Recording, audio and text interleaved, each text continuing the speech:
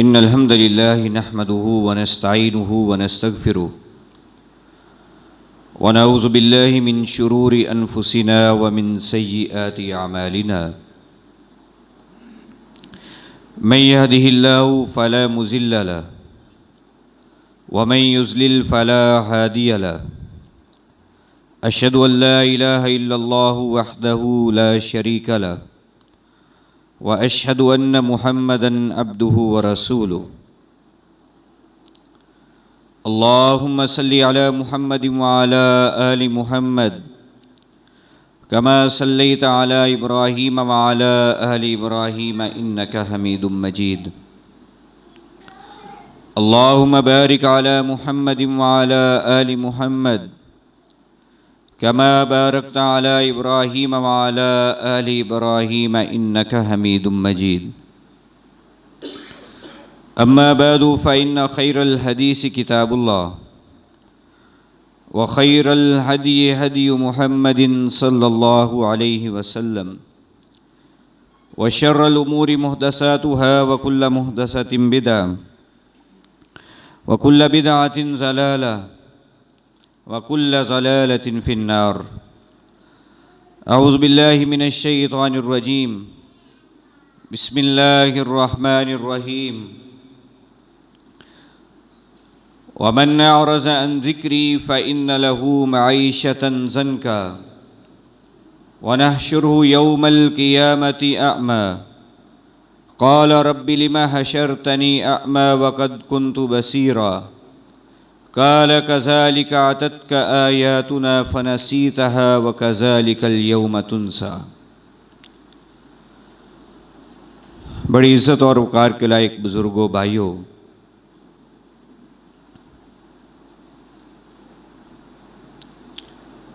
اللہ رب العزت نے سورۃ طٰہٰ کی ان 3 آیات میں ارشاد فرمایا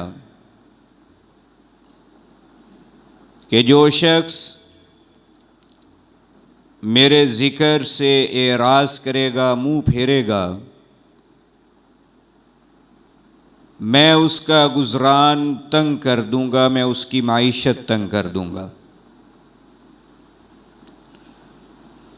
اور میں روز قیامت اسے اندھا کر کے اٹھاؤں گا، اور وہ اللہ رب العزت کے سامنے عرض کرے گا کہ اے مالک، آپ نے مجھے اندھا کیوں کیا جبکہ میں دنیا میں اچھا خاصا دیکھنے والا تھا۔ اللہ رب العزت فرمائیں گے اسی طرح دنیا میں ہماری آیات اور تعلیمات تجھے بتائی اور سکھائی جاتی، تم اس کو بھلا دیتے، چنانچہ آج ہم نے تمہیں بھلا دیا ہے۔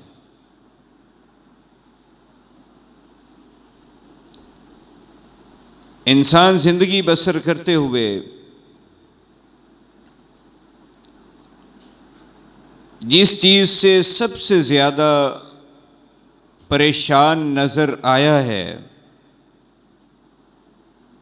وہ اس کے مالی معاملات ہیں۔ یہ فکر لاحق رہنا اور یہ خدشہ لاحق رہنا کہ نہ جانے کیا ہوگا اور کیا بنے گا، یہ جو خدشہ اور فکر ہے یہ انسان سے بڑے بڑے کام اور معاملات کروا دیتی ہے۔ اللہ رب العزت ہدایت پہ قائم رکھیں، دل ہدایت پہ قائم رہے تو انسان بالکل صراط مستقیم پہ رہتا ہے، ورنہ وہ پیسہ بنانے کے لیے، دنیا بنانے کے لیے حلال اور حرام کی تمیز بھی ختم کر دیتا ہے، اور بعض دفعہ اپنے سٹیٹس کو مینٹین رکھنے کے لیے سوسائٹی میں اپنے معاملات کو پہلے کی طرح درست رکھنے کے لیے اور بڑا شو کرنے کے لیے بھی بڑا کچھ کر جاتا ہے۔ اسی لیے آپ قرآن مجید کا اگر مطالعہ کریں تو اللہ رب العزت نے انسان کی بھوک اور اس کی شدت جب انتہا لیول پہ پہنچ جائے اور اس کو کھانے کو حلال نہ ملے تو زندگی بچانے کے لیے حرام کا کھانے کی اجازت دی، کیونکہ یہ جو تنگی اور مشکلات ہیں یہ انسان سے کفر بھی کروا دیتی ہیں۔ اسی لیے رسول کریم صلی اللہ علیہ وآلہ وسلم نے بڑی پیاری اور خوبصورت دعا کی طرف ہماری توجہ دلوائی، کہا پڑھا کریں ربنا آتنا فی الدنیا حسنہ وفی الآخرۃ حسنہ وقنا عذاب النار۔ اللہ دنیا بھی بہتر کر دے، آخرت بھی بہتر کر دے اور عذاب سے بچا لے۔ دنیا کو پہلے ذکر کیا، یہ بہتر ہے، یہ مناسب ہے تو آپ دین کے بھی بڑے کام اور خشوع و خضوع کے ساتھ بڑے معاملات کر جائیں گے، ورنہ وہاں بھی انسان مشکل کا شکار نظر آتا ہے بسا اوقات۔ ہم آج کوشش کریں گے کہ کچھ اسباب آپ کے سامنے، کچھ اعمال آپ کے سامنے رکھیں کہ جن کی وجہ سے ہم مشکلات کا شکار ہوتے ہیں۔ ایک چیز پہلے سمجھ لیجئے آغاز میں کہ یہ اللہ نے ہر کسی کے لیے برابر معاملہ نہیں رکھا۔ ایک باپ کی اولاد میں 4-5 بچے جو ہیں وہ مزاج کے اعتبار سے، کام کرنے کے اعتبار سے برابر نہیں ہیں، ایک ہی باپ کی اولاد ہیں۔ یہ اللہ نے اسی طرح مالی معاملات میں بھی فرق رکھے ہیں۔ اچھا، اس کا اگر آپ ایک اور اینگل سے مطالعہ کریں اور ذرا فکر کریں، غور کریں، سوچیں، تو کچھ لوگ ایسے ہیں ان کو بڑی ارلی ایج میں بڑا کچھ مل جاتا ہے، لیکن کیا ہوتا ہے کہ وہ 40-45 کے ہو کے اللہ کے پاس چلے جاتے ہیں۔ کچھ لوگ جو ہیں ان کو ارلی ایج میں نہیں ملتا، 30-35-40 پہ جا کے وہ سیٹ ہوتے ہیں، لیکن 60-70-75 سال تک وہ زندگی بسر کر جاتے ہیں۔ تو اللہ رب العزت نے بہت ساری چیزوں کو دیکھ کے اپنے علم اور قدرت کے مطابق انسان کے معاملات جو ہیں وہ مقرر کیے ہیں۔ اور پھر یہ جو مالی معاملہ ہے یہ تو تب لکھ دیا گیا تھا جب آپ ماں کے پیٹ میں تھے، اور ہم یہاں پریشان اور فکر لاحق کر کے پھرتے ہیں۔ آپ کی عمر بھی لکھی گئی، آپ کی خوش بختی اور بدبختی بھی لکھی گئی، آپ کا جو رزق کا معاملہ ہے وہ بھی لکھا گیا۔ اب ہمیں حکم یہ ہے کہ اچھے ذرائع اختیار کریں، محنت کریں اور اللہ سے برکت کی دعا کریں۔ یہ نہیں ہے کہ لکھ دیا گیا ہے اور گھر بیٹھ جائیں جی لکھ دیا گیا اور سارا کچھ مجھے مل جائے گا، یہ نہیں ہے۔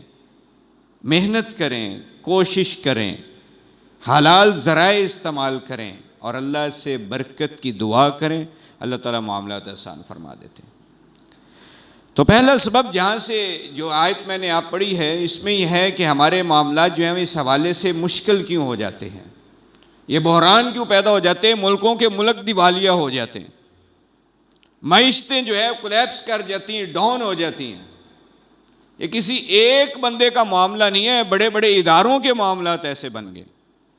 تو اس میں ہمیں غور اور فکر کرنے کی ضرورت ہے۔ پہلا سبب یہ ہے کہ ہم جو ہے وہ قرآن و سنت سے اعراض کرتے ہیں۔ وہ قرآن اور سنت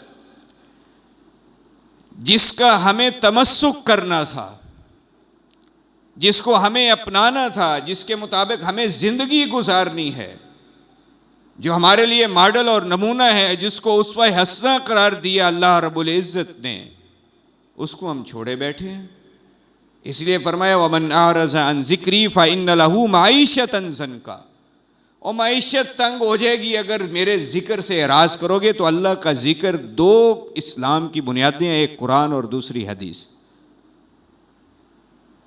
تو اس لیے ہمیں یہ پوری کوشش کرنی ہے کہ ہم جو ہے وہ قرآن و سنت پر عمل کرنے والے بنیں، قرآن و سنت سے ادھر ادھر نہ ہٹیں۔ اسی طرح اللہ رب العزت نے دوسرے مقام پہ فرمایا اگرچہ یہ روش اور طریقہ اور یہ واقعہ تو یہود کے بارے میں ہے، سورۃ آل عمران کی 112 نمبر آیت میں اللہ رب العزت نے فرمایا ضربت علیہم الذلہ اینما سکفوا الا بحبل من اللہ وحبل من الناس وباءوا بغضب من اللہ وضربت علیہم المسکنہ ذلک بانہم کانوا یکفرون بآیات اللہ.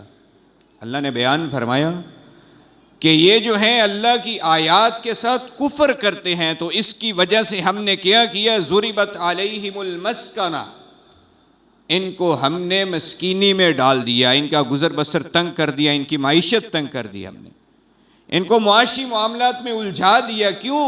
یکفرون بآیات اللہ، یہ اللہ کی آیات کے ساتھ کفر کرتے ہیں، انکار کرتے ہیں، مانتے نہیں، تسلیم نہیں کرتے، عمل نہیں کرتے. وَيَقْتُلُونَ الْأَنْبِيَاءَ بِغَيْرِ حَقٍّ، اور یہ یہود کے بارے میں اور تفصیل سے فرمایا کہ وہ نبیوں کو بغیر حق کے قتل کرتے ہیں. انبیاء آئے دعوت دینے کے لیے، سکھانے کے لیے، سمجھانے کے لیے، یہ ان کی جان کے دشمن بن گئے، ان کو قتل کرنے کے درپے ہو گئے. ذَلِكَ بِمَا عَصَوْا وَكَانُوا يَعْتَدُونَ، یہ ان کی نافرمانی اور حد سے بڑھنا ہے.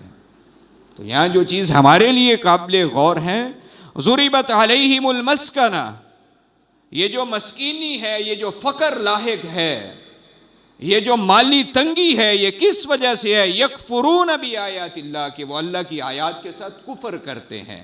کفر کے دو درجے ہیں بنیادی. ایک کفر ہے جو آپ کو اسلام سے باہر نکالنے والا ہے، وہ انتہا لیول ہے. دوسرا ہے جسے آپ کہتے ہیں کفر دون کفر، اس کفر سے نچلے درجے کا کفر، وہ آپ کی ناشکری بھی ہے، وہ آیات کا انکار بھی ہے، وہ اسلام کے مطابق عمل نہ کرنا بھی ہے، وہ چیزوں کو جھٹلانا بھی ہے. یہ ساری چیزیں جو کفر دونا کفر ہیں، چھوٹے لیول کا کفر، اس کو بھی کفر کہتے ہیں. تو اس لیے صرف وہ کفر نہیں ہے کہ انسان اسلام سے نکل جائے تو کفر ہو گیا. تو اس لیے اس پر بھی ہمیں توجہ کرنے کی ضرورت ہے. دوسرا سبب نافرمانی اور گناہ، کہ جب ہم زندگی بسر کرتے ہیں نا، اور بڑی ڈٹھائی سے بعض دفعہ کہتے ہیں وہ ویکھی جائے گی ہے جان میٹھا اگلا کیس ڈٹھا، کوئی گل نہیں، 4 دن دی زندگی ہے، ذرا موج مستی اور موج میلہ لگا لینے دیں، ذرا جو ہے وہ بن ٹھن کے اور درست ہو کے اور دنیا کو دکھا لینے دیں اور ہمیں کر لینے دیں جو کرنا ہے. یہ بڑا ہی غلط رویہ اور غلط سوچ ہے. اللہ رب العزت نے قرآن مجید میں فرمایا ظہر الفساد فی البر والبحر بما کسبت ایدی الناس، کہ یہ خشکی اور تری میں جتنا بھی فساد ہے یہ لوگوں کے اعمال کی وجہ سے ہے، یہ جتنی بھی مشکلات ہیں یہ لوگوں کے اعمال کی وجہ سے ہے. اور پھر دوسرے مقام پر اللہ رب العزت نے فرمایا وَلَوْ يُؤَاخِذُ اللَّهُ النَّاسَ بِمَا كَسَبُوا مَا تَرَكَ عَلَى ظَهْرِهَا مِن دَابَّةٍ، اگر انسان کے کیے ہوئے اعمال کی وجہ سے اللہ پکڑنا شروع کر دے مَا تَرَكَ عَلَى ظَهْرِهَا مِن دَابَّةٍ، تو اس روئے زمین پر کوئی جانور، کوئی جاندار باقی نہ رہے، سب کو پکڑ کے اللہ ہلاک کر دے. جتنا کچھ ہم کر گزرتے ہیں اور جو ہم اعمال کرتے ہیں. اسی طرح نبی کریم صلی اللہ علیہ وآلہ وسلم نے فرمایا لا یزید فی العمر الا البر، نیکی عمر میں اضافے اور برکت کا باعث ہے. ولا يرد القدر الا الدعاء، دعا تقدیر کو بدلنے کا اثر رکھتی ہے. وَإِنَّ الرَّجُلَ لَيُحْرَمُ الرِّزْقَ بِخَطِيئَةٍ يَعْمَلُهَا، انسان گناہ کرنے کی وجہ سے اپنے رزق سے محروم کر دیا جاتا ہے، گناہ کرنے کی وجہ سے. تو اس لیے نافرمانی کرنا، گناہ کرنا، اللہ سے دور جانا، یہ دوسرا سبب ہے ہماری مشکلات کا. تیسرا سبب سارا کچھ کھا پی کے ہنڈا کے ڈکار مار کر اور اس کے بعد پھر ہم کہتے ہیں ملے ہی کچھ نہیں، ناشکری کر دیتے ہیں، ایک لمحے میں انکار کر دیتے ہیں کہ ویکھے ہی کچھ نہیں ہے جیتے جی، ابھی تو ملا ہی کچھ نہیں. ذرا توجہ رکھا کریں، نظر رکھا کریں کہ آپ کہاں سے کہاں تک پہنچے ہیں زندگی میں، اپنی زندگی پہ توجہ رکھا کریں.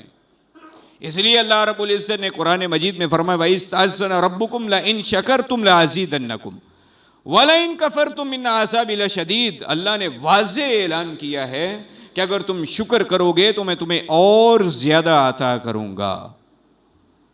شکر کریں اور زیادہ لیں اور اضافہ ہوگا. عمر میں اضافہ، عزت میں اضافہ، مال میں اضافہ، سٹیٹس میں اضافہ، ہر چیز میں اضافہ ہے. جو ملا ہے اس پہ شکر گزاری کریں. وَلَئِن كَفَرْتُمْ إِنَّ عَذَابِي لَشَدِيدٌ. لیکن اگر دوسرا رویہ اختیار کیا کہ میری نعمتوں کی نہ شکری کی، یہ یہاں اس کو بھی اللہ نے کفر کہا ہے. وَلَئِن كَفَرْتُمْ، اگر کفر کیا، جو نعمتیں میں نے دی ہیں، جو معاملات تمہیں دیے ہیں، جو تمہیں سٹیٹس دیا ہے، جو تمہیں عزت دی، جو تمہیں مال دیا، جو تمہیں حیثیت دی، وہ سب کچھ ہونے کے باوجود انکار کیا ہے، نہ شکری کی ہے، ان عذابی لشدید، پھر یہ جان لو کہ میری پکڑ بڑی سخت ہے، پھر میری لاٹھی بہت بے آواز ہے. اس کو کسی چیز کو دیکھنے اور سوچنے کی اور کسی حکم کی تو بالکل ضرورت ہی نہیں. فعال لما یرید ان اللہ علی کل شیء قدیر. ہر کام کر سکتا ہے جو وہ چاہے، اور ہر چیز پہ اس کی قدرت اور طاقت ہے. تو اس لیے شکر گزاری جو ہے اس کو کرتے ہوئے بھی صرف زبان کا شکر نہیں چاہیے، دل سے بھی قدردان بنے اور اطاعت رسول اور اطاعت الہی کر کے عملی طور پہ بھی قدردان اور شکر گزار بنے. یہ ساری چیزوں کی بڑی ضرورت ہے.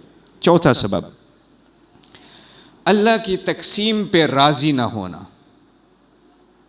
میں نے پہلے کہا تھا شروع میں کہ یہ اللہ نے تقسیم رکھی ہے، اس تقسیم پہ خوش اور رضامند ہونا چاہیے. جتنا کم ہے اتنا حساب آسان ہوگا، یہ بھی یاد رکھیے. نبی کریم صلی اللہ علیہ وسلم نے فرمایا ان اللہ یبتلی عبدہ بما آتا. اللہ تعالیٰ بندے کو دے کر عطا کر کے اس کی آزمائش کرتا ہے، اس کو آزماتا ہے. فمن رضی بما قسم اللہ لہ بارک اللہ لہ فی ووسعہ. اگر وہ اللہ کے دیے ہوئے پر راضی ہو گیا، اللہ اس میں برکت بھی دیتے ہیں اور اضافہ بھی کرتے ہیں، وسعت بھی دیتے ہیں اس میں.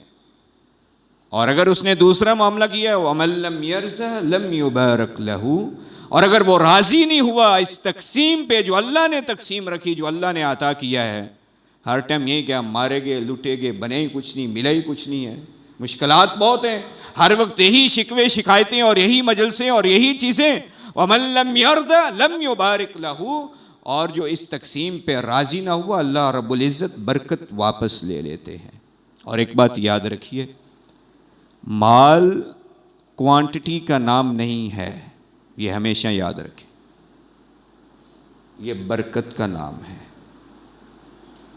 آپ کروڑ روپے کے مالک ہیں، آپ کی پوری نہیں پڑتی اگر برکت نہیں ہے. آپ مہینے میں 25, 30, 50 ہزار لاکھ روپیہ کما لیتے ہیں، اللہ برکت اتنی کر دیتا ہے کہ آپ کے معاملات پورے ہو جاتے ہیں. اس سے بہتر چیز کوئی نہیں. اس اینگل سے بھی سوچنے کی کوشش کریں. اس لیے نبی کریم صلی اللہ علیہ وسلم نے فرمایا، یہ جو میں نے کہا تھا نا کہ جتنا مال زیادہ اتنا حساب بھی ہونا ہے. غریب صحابہ نا جن کے پاس پیسہ کم تھا، وہ نبی کریم صلی اللہ علیہ وسلم کے پاس شکایت لے کر آ گئے، حضور نماز ہم بھی پڑھتے ہیں، یہ امیر صحابہ بھی پڑھتے ہیں، عمل ہم بھی کرتے ہیں، یہ بھی کرتے ہیں، برابر ہیں، دین ہم بھی سیکھتے ہیں، یہ بھی سیکھتے ہیں، آپ کے ساتھ مجلس ہماری بھی ہوتی، ان کی بھی ہوتی ہے، جہاد ہم بھی کرتے ہیں، یہ بھی کرتے ہیں، ساری چیزیں برابر ہیں، بڑا اطمینان ہے. لیکن ایک چیز میں آ کر پھر ہم جب دیکھتے ہیں یہ پیسہ خرچ کر کے زیادہ اجر لے جائیں گے، ہمارے پاس پیسہ نہیں تو ہم کیا کریں. رسول کریم صلی اللہ علیہ وسلم نے ان کو اذکار سکھائے، سبحان اللہ، الحمدللہ، اللہ اکبر، 33 33 34، یہ چیزیں سکھائیں آپ نے ان کو کہ یہ پڑھا کرو. اچھا، یہ جب ان کو سکھائیں تو ایسا ممکن ہے کہ نبی صلی اللہ علیہ وسلم کی تعلیمات دوسرے صحابہ کو نہ پہنچے اور وہ عمل میں پیچھے رہ جائیں؟ انہوں نے، امیر صحابہ نے یہ عمل بھی شروع کر دیا. وہ پھر پریشان ہوئے، پھر صحابہ کے پاس، نبی صلی اللہ علیہ وسلم کے پاس آئے، کہا حضور انہوں نے بھی یہ کرنا شروع کر دیا ہے. تو حضور نے ان کو سمجھانے کے لیے اور دیگر کے مواقع پہ فرمایا کہ میری جو امت کے غریب لوگ ہیں یہ ان سے کئی سو سال پہلے جنت میں چلے جائیں گے جو امیر لوگ ہیں. بعض روایات میں 500 سال کے لفظ کا بھی ذکر ہے. کیوں؟ انہوں نے حساب دینا ہے نا. نبی کریم صلی اللہ علیہ وسلم فرمایا لا تزول قدم عبد یوم القیامہ، قیامت کے دن بندے کے قدم اللہ کے دربار کے سامنے سے ہل نہیں سکتے جب تک وہ ان سوالات کے جواب نہ دے دے. اس میں 2 سوال پیسے کے بھی ہیں. من این اکتسبہ و این انفقہ، کہاں سے کمایا اور کہاں خرچ کیا. اس سوال کا بھی جواب دینا ہے. تو جس کا جتنا زیادہ ہے اتنا زیادہ اس کو جواب دینا ہے کہ نہیں دینا. تو اس لیے یہ تقسیم پہ راضی رہنا چاہیے. اللہ آخرت پہ بہت ساری چیزیں عطا کر دیں گے. ہماری تو نظر ہی آخرت پہ ہونی چاہیے. دنیا جیسی بھی گزر جائے گزر جانی ہے. جب آپ نے چلے جانا ہے تو آپ کو کسی نے یاد نہیں رکھنا. ایک آدھ نسل بڑی مشکل سے آپ کی جو اولاد ہے وہ یاد رکھ لے، دعا کر لے، قبر پہ چلی جائے، بڑی بات ہے. اس کے بعد کوئی آپ کا نام لینے والا نہیں ہوگا. سو یہ گزرنی ہے، گزر جانی ہے. اسی طرح 5واں سبب رزق کی ناقدری کرنا. یہ اب آپ نے سوچنا ہے کہ ہم ناقدری کہاں کہاں کرتے ہیں. میں مثالیں دوں گا تو بات بھی لمبی ہوگی، مشکل بھی ہو جائے گی. بعض دفعہ بات مشکل ہو جاتی ہے، بعض دفعہ تکلیف بھی ہو جاتی ہے. اس لیے میں قرآن حدیث تک زیادہ محدود رہتا ہوں کہ اس سے اچھی بات اور چیز کوئی نہیں ہو سکتی. نبی کریم صلی اللہ علیہ وسلم نے فرمایا، حضرت انس رضی اللہ تعالیٰ عنہ فرماتے ہیں، اس حدیث کے راوی ہیں، کہ ما وقعت لقمۃ احدکم فلیمت عنها الاذى وليأكلها. جب کسی کی کھانے کی کوئی چیز گر جائے تو اس کو اٹھا کے صاف کر لے اور کھا لے. ہاں جی، کدھر ہیں ہمارے ماڈرن بھائی جو مذاق اڑاتے ہیں؟ یہ نبی کریم صلی اللہ علیہ وسلم کا طریقہ اور سنت ہے. کہا اس پہ اگر کوئی چیز لگ گئی ہے تو اس کو صاف کریں، صاف کرنے کے بعد اس کو کھا لیں. کیوں؟ وَلَا يَدَعَهَا لِلشَّيْطَانِ، اس کو شیطان کے لیے مت چھوڑو. وَأَمَرَنَا أَن نُسْلِتَ الصَّفْحَ، اور آپ نے ہمیں حکم دیا کہ ہم اپنا کھانے کا برتن مکمل طور پہ صاف کیا کریں. نسلی کا مطلب ہوتا ہے چاٹ لینا، بالکل صاف کر دینا. کہا ہم اس کو صاف کریں. کیوں؟ فرمایا انکم لا تدرون فی ای طعامکم البرکہ. جس طرح رزق کا، روزی کا معاملہ برکت کے ساتھ ہے، کھانے کا معاملہ بھی برکت کے ساتھ ہے. کھانے کا جو پیٹ بھرتا ہے وہ بھی برکت کے ساتھ بھرتا ہے. یہ یاد رکھیے گا، جو افاقہ ہوتا ہے وہ برکت کی وجہ سے ہوتا ہے. کہا تمہیں نہیں پتا کہ کھانے کے کس حصے میں اللہ نے برکت رکھی ہے. تو اس لیے اتنا لیں جتنا کھانا ہے. کھانا ہے، پیٹ آپ کا اپنا ہے، نعمت رب کی ہے. اتنا لیں جتنا آپ تناول کر سکتے ہیں، جتنا کھا سکتے ہیں، اس کو ضائع مت کریں. چوٹیاں لگا لیتے ہیں اور پھر ویسے ہی چھوڑ کے چلے جاتے، بڑا دکھ ہوتا ہے دیکھ کے. تو اس لیے نبی کریم صلی اللہ علیہ وسلم کا یہ جو فرمان ہے، یہ تب آپ اس پر عمل کر سکیں گے جب آپ اپنے اس ریکوائرمنٹ میں محدود رہیں گے. وہاں تک محدود رہیں گے، کوئی مسئلہ نہیں. آپ 2 دفعہ لے لیں، 3 دفعہ لے لیں کھانے کے لیے. اس طرح 6واں سبب، کھانے کے لیے بسم اللہ نہ پڑھنا. یہ بھی مشکل کر دیتا ہے چیزوں کو. نبی کریم صلی اللہ علیہ وسلم فرمایا اذا دخل الرجل بیتہ فذکر اللہ. جب بندہ گھر میں داخل ہوتا ہے اور اللہ کا ذکر کرتا ہے، عند دخولہ وعند طعامہ، داخل ہوتے وقت بھی دعا پڑھتا ہے اور کھانا کھاتے وقت بھی دعا پڑھتا ہے، اور دونوں میں بسم اللہ کا ذکر ہے. دونوں دعاؤں میں بسم اللہ کا ذکر ہے. تو یہ دونوں کام کرتا ہے. تو شیطان اپنے چیلوں کو پتہ کیا کرتا ہے، ادرکتم المبیت، آج یہ تو تینوں روٹی نہیں لبنی، آج تم رات یہاں گزار سکو گے. کیوں؟ اس نے کھانے کے لیے بسم اللہ پڑھ لی. اور جب بندہ بسم اللہ نہیں پڑھتا، اذا لم یذکر اللہ عند طعامی، جب اللہ کا نام ہی نہیں لیتا کھانا پڑھتے ہوئے، کھانا کھاتے ہوئے، تو وہ کیا کہتا ہے اپنے چیلوں سے، خوش ہو جاؤ، ادرکتم المبیت والعشاء، آج تو یہاں سے ڈنر بھی ملے گا اور یہاں رات گزارنے کا ٹائم بھی ملے گا. تو شیطان وہاں جمگٹھا لگا کے بیٹھ جاتا ہے اپنے چیلوں کے ساتھ، کھانا بھی آپ کا کھا جاتا ہے اور رات بھی وہیں بسر کرتا ہے. تو یہ جو ہم کہتے ہیں نا، کھا لیا پر ہجے بنیا کچھ نہیں، کھا لیا پر ہجے بنیا کچھ نہیں، بسم اللہ پڑھی ہے کہ نہیں؟ اس پہ توجہ رکھا کریں.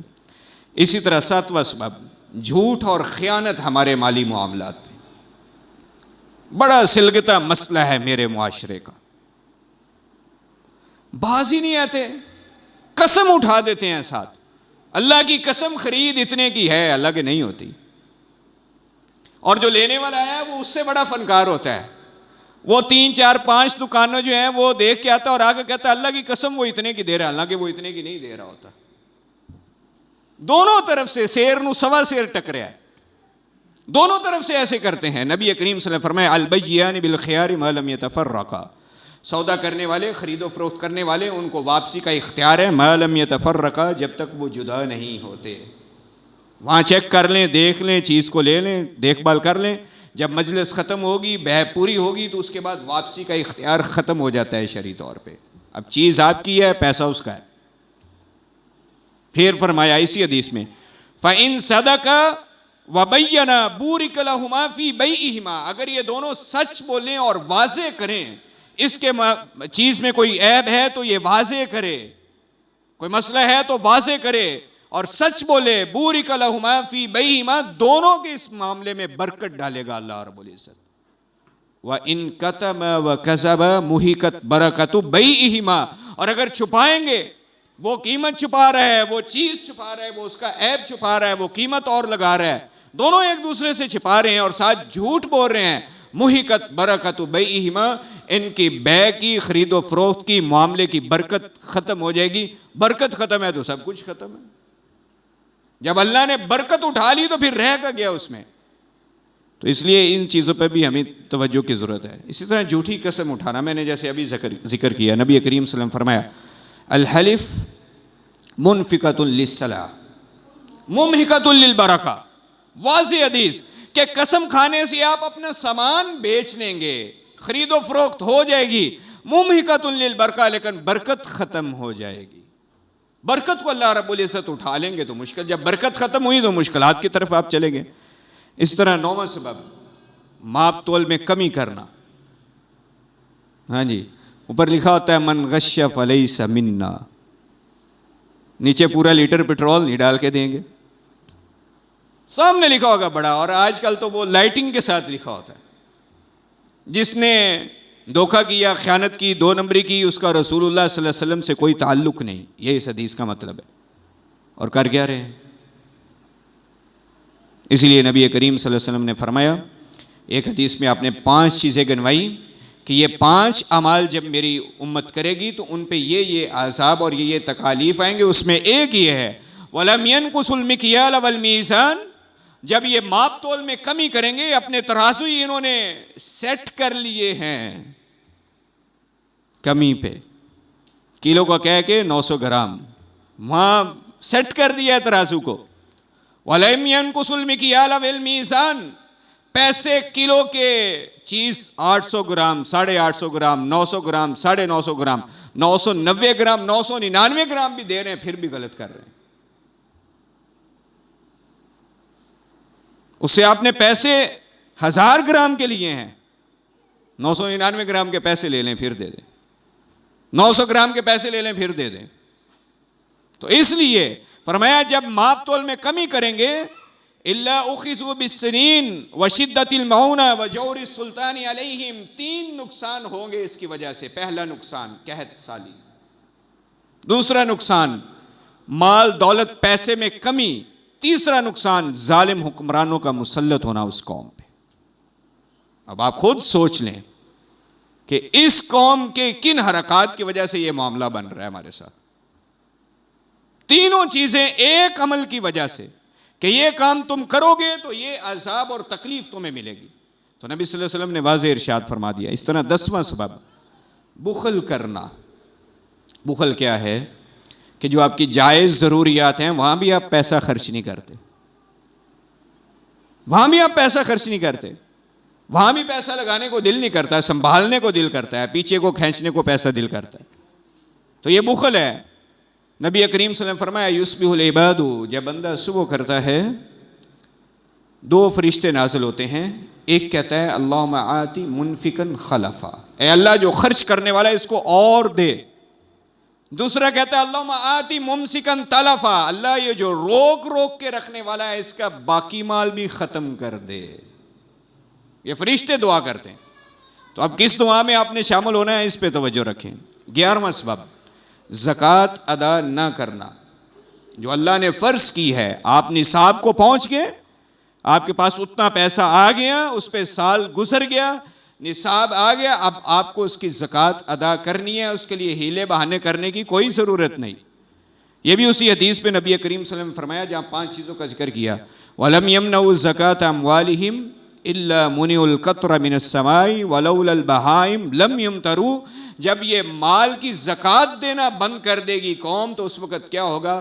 آسمان سے رحمت کی بارش بند ہو جائے گی، اور اگر جانور نہ ہوں دوسرے زمین پر تو اللہ رب العزت کبھی ان کو بارش عطا نہ کرے.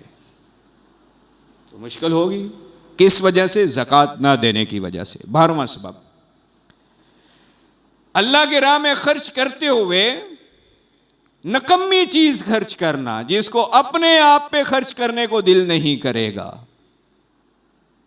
کسی کو 20 30 50 دینے تو وہ نوٹ نکال کے دینا جو بالکل مدے آیا تے نکرا مڑیاں یا تے ایک نکرے لگیا ہے پرس دے وچ. خوبصورت چیز خرچ کریں اللہ کے راستے میں، محبوب ترین خرچ کریں. اللہ رب العزت نے قرآن مجید میں فرمایا لن تنالوا البر حتى تنفقوا مما تحبون. چوتھے پارے کی پہلی آیت، جا کے اس کی تشریح پڑھیں، تفسیر پڑھیں، صحابہ کے واقعات ملیں گے. اللہ کی قسم ایمان تازہ ہو جاتا ہے. کہا تم اس وقت تک نیکی کو نہیں پہنچ سکتے، نیکی کا اجر نہیں لے سکتے حقیقی معنوں میں، جب تک تم اللہ کے راہ میں وہ خرچ نہ کرو جو تمہیں سب سے زیادہ محبوب ہے، جو سب سے زیادہ پسندیدہ چیز ہے. یہ آیت جب نازل ہوئی نا تو حضرت ابو طلحہ انصاری رضی اللہ تعالیٰ عنہ بڑے پیارے صحابی رسول ہیں. مدینہ میں سب سے قیمتی اور خوبصورت باغ ان کا تھا بیر روحا، فیسنگ مسجد نبوی. آج کل ہمارے ہاں چلتا ہے نا فیسنگ پارک، کارنر، مین بولیوارڈ، یہ وہ بڑی چیزیں ہم دیکھتے ہیں گھر بنانے کے لیے. تو ان کا باغ جو ہے وہ مسجد نبوی کے سامنے تھا. رسول اللہ کی مسجد کے سامنے باغ، تھوڑی قیمت اس کی. پھر اس کا جو غلہ ہے وہ بہت مقدار میں وہاں سے نکلتا تھا. کنواں بھی اس باغ میں موجود تھا. جب یہ آیت نازل ہوئی تو حضرت ابو طلحہ بھاگتے ہوئے رسول کریم صلی اللہ علیہ وسلم کے پاس آئے. کہا اللہ کے پیغمبر، میرا یہ بیر روحا باغ ہے، میں اس کو وقف کرتا ہوں، آپ غریبوں میں تقسیم فرما دیں. انہوں نے کہا ابو طلحہ، کہا حضور ابھی تو آپ نے بتایا کہ یہ آیت نازل ہوئی ہے لن تنالوا البر حتى تنفقوا مما تحبون. تم اس وقت تک حقیقت میں نیکی کو نہیں پا سکتے، پہنچ سکتے، اس کی مٹھاس کو نہیں پا سکتے جب تک تم وہ خرچ نہ کرو اللہ کی راہ میں جو تمہیں سب سے زیادہ محبوب ہے. تو مجھے میرے ایسٹس میں سے، اثاثوں میں سے سب سے زیادہ محبوب یہ باغ ہے، میں یہ خرچ کر رہا ہوں. اسی طرح حضرت عمر رضی اللہ تعالیٰ عنہ کا واقعہ، خیبر فتح ہوا، خیبر سے مال غنیمت ملا. تو حضرت عمر فرماتے ہیں کہ خیبر کا جو مال ہے وہ مجھے سب سے زیادہ پسندیدہ تھا. اتنا خوبصورت مال مجھے ملا، میرا اتنا خوبصورت اثاثہ خیبر سے مجھے ملا. تو میں نے رسول اللہ کو کہا کہ حضور میرا دل کرتا ہے میں اس کو وقف کر دوں. آپ نے کہا اصل باقی رکھو، اس سے جو آمدن آئے اس کو وقف کرتے رہنا. کہا نہیں حضور، لن تنالوا البر حتى تنفقوا مما تحبون. جب آپ نے یہ ہمیں سکھا دی اور تربیت کر دی تو میں یہ اپنا سب سے قیمتی اور محبوب اثاثہ اللہ کی راہ میں خرچ کر رہا ہوں. یہ صحابہ کی زندگی ہیں، وہ ایک ایک آیت پر عمل کرنے والے ہوتے. 13واں سبب سودی معاملات کرنا. سود اللہ اور رسول کے ساتھ جنگ ہے، اس میں کوئی دو رائے نہیں. آپ جتنے مرضی نام بدل لیں چیزوں کے، جو حرام ہے اس نے حرام رہنا ہے، جو حلال ہے اس نے حلال رہنا ہے. حلال اور حرام کرنے کا اختیار صرف اللہ رب العزت کی ذات کو تھا. وہی یعنی بند ہوگی، شریعت مکمل ہوگی، اسلام مکمل ہو گیا. اب کوئی نئی چیز حلال یا حرام نہیں ہونی، کوئی نیا حکم نہیں آنا. وہی چیزیں ان اصولوں پر چیزوں کو پرکھا جائے گا. تو اس لیے اللہ رب العزت نے واضح فرمایا یمحق اللہ الربا ویربی الصدقات، کہ اللہ سود کو ختم کرتا ہے، مٹاتا ہے، اور صدقات کو بڑھاتا ہے. ہم الٹ سوچتے ہیں کہ میں 1,00,000 دوں گا 1,20 آ جائے گا، 2 دوں گا 2.5 آ جائے گا. وہ حقیقت میں ختم ہو رہا ہے، وہ آپ کو تباہی کے دہانے لے کر جا رہا ہے. وہ آپ کی تباہی کا سامان ہے.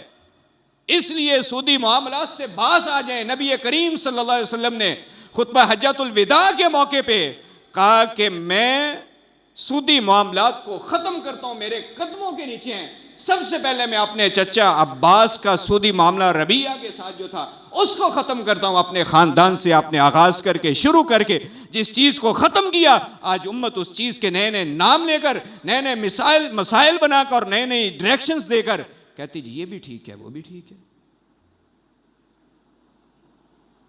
یہ حرام ہے. اور ہمیں تو متشابہات سے بچنے کا حکم ہے. ان الحلال بین والحرام بین وبینہما امور مشتبہات. نبی صلی اللہ علیہ وسلم کی واضح حدیث ہے، حلال بھی واضح ہے حرام بھی واضح ہے. ان دونوں کے درمیان کچھ چیزیں متشابہ ہوں گی. جو ان متشابہات میں چلا گیا وہ بھی راستے سے دور چلا جائے گا. چلے متشابہ سمجھ کے چھوڑ دیں اس کو. تو اس لیے آخری ایک چیز آپ کے سامنے رکھنا چاہتا ہوں.